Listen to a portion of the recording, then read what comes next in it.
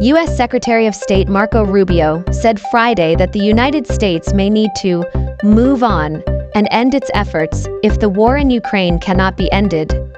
If this war cannot be ended, we have to move on, Rubio told reporters before leaving Paris.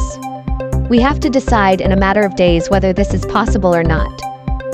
The comments came after Rubio and Special Envoy Steve Witkoff met with European and Ukrainian allies in the Trump administration's efforts to end the Russia-Ukraine war.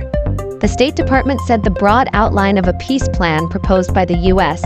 was received positively in the talks, though details were not disclosed.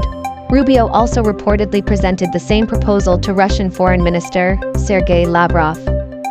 Rubio said his visit to Paris was aimed at discussing concrete steps to end the war. However, if a deal is not possible, the U.S. may withdraw. This is not our war. We did not start it. The U.S. has been helping Ukraine for the past 3 years and wants to end it, but this is not our conflict, he said. Russian attacks continue. While diplomacy was underway, Russia launched another missile attack on Kharkiv, killing 1 person and injuring 67 others. Authorities feared the death toll could rise as some were still buried under rubble. U.S.-Ukraine mineral deal on verge of signing.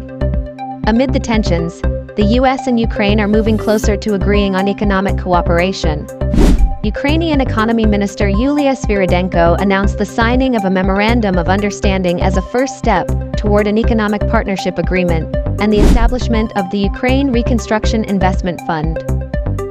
President Volodymyr Zelensky had previously said the document could be signed virtually on Thursday, April 17th. However, a similar agreement was canceled in February after public tensions between Zelensky and Trump.